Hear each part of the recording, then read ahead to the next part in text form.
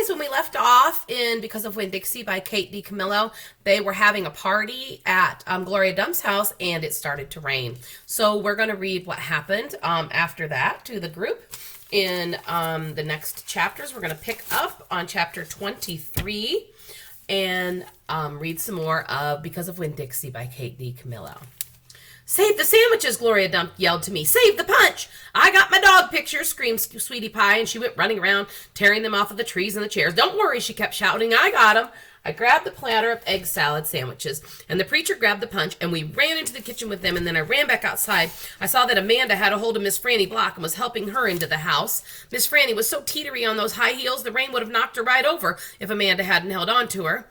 I grabbed Gloria Dump's arm. "I'm all right," she said, but she put her hand on my arm and held on to me tight. I looked around the garden before we left. All the crepe paper was melted and the candles were out.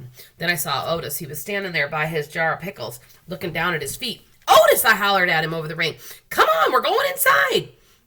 When we got in the kitchen, Amanda and Miss Franny were laughing and shaking themselves like dogs. "What a downpour," said Miss Franny. "Wasn't that something?" "That came right out of nowhere," said the preacher. "Ooh-wee," said Gloria. "Dog!" squawked Gertrude, and I looked at her. She was sitting at the kitchen table. The thunder was really booming and cracking. "Oh, no."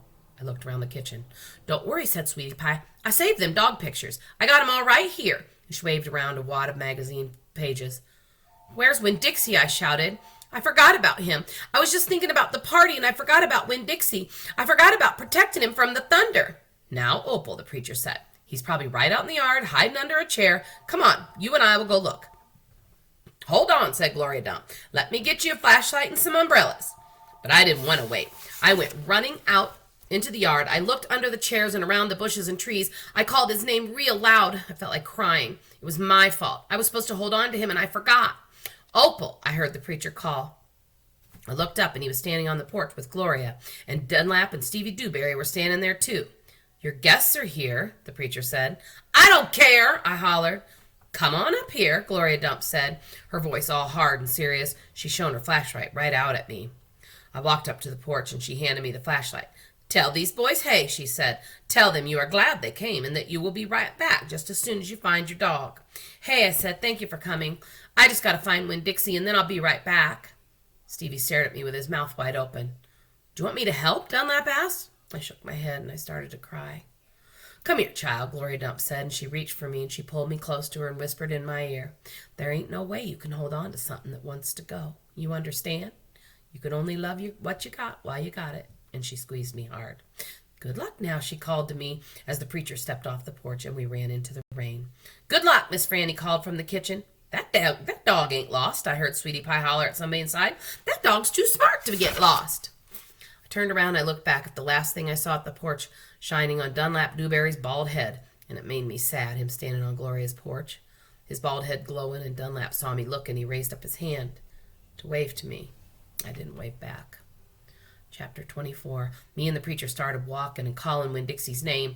I was glad it was raining so hard because it made it easy to cry. I cried and I cried and cried, and the whole time I was calling for Winn-Dixie. "Winn-Dixie!" I screamed.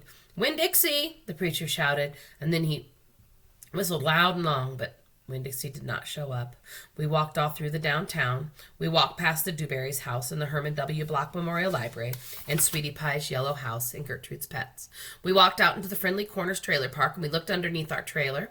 We walked all the way out to the Open Arms Baptist Church of Naomi. We walked past the railroad tracks and right on down Highway 50. Cars were rushing past us with their taillights glowing red like mean eyes staring at us. "Daddy," I said. "Daddy, what have you got run over?" "Opal," the father said. My preacher said, "We can't worry about what might have happened. All we can do is keep looking." We walked and walked, and in my head I started a list of 10 things that I knew about Winn-Dixie. Things that I could write on big old posters and put around the neighborhood. Things that would help people look for him. Number 1 was that he had a pathological fear of thunderstorms. Number 2 was that he liked to smile using all of his teeth. Number 3 was that he could run fast. Number 4 was that he snored. Number 5 was that he could catch mice without squishing them to death. Number 6, he liked to meet people. Number 7, he would like to eat peanut butter. Number 8 was he couldn't be stand to be left alone. Number 9 was he liked to sit on couches and sleep in beds. And number 10 was he didn't mind going to church. I kept on going over and over the list in my head. I memorized it the same way I'd memorized a list of 10 things about my mama. I memorized it so if I didn't find him, I would have some part of him to hold on to. But at the same time, I thought of something I never thought of before, and that was a list of things that couldn't even begin to show somebody the real Winn-Dixie. Just like a list of 10 things that could never get me to know my mama. And thinking about that made me cry even more. Me and the preacher looked for a long time, and finally he said we had to quit. But Daddy, I said, Winn-Dixie's out there somewhere. We can't leave him. Opal, the preacher said, we've looked, and there's only so much looking we can do. I can't believe you're just going to give up, I told him. India, Opal, the preacher said, rubbing his nose. Don't argue with me. I stood and I stared at him. The rain had let up some. It was mostly drizzle now. It's time to head back, the preacher said. No, I told him. You go ahead and go, but I'm not going back. I'm going to keep on looking. Opal, the preacher said in a real soft voice. It's time to give up. You always give up, I shouted. You're always pulling your head inside of your stupid old turtle shell. I bet you didn't even go out looking for my mama when she left. I bet you just let her run off too. Baby, the preacher said, I couldn't stop her. I tried. Don't you think I wanted her to stay too? Don't you think I miss her every day? He spread his arms out wide and then he dropped them to his sides. I tried, he said. I tried. And then he did something I couldn't believe. He started to cry. The preacher was crying. His shoulders were moving up and down and he was making snuffly noises. And don't believe that losing Winn-Dixie doesn't upset me as much as it does you, he said. I love that dog. I love him too.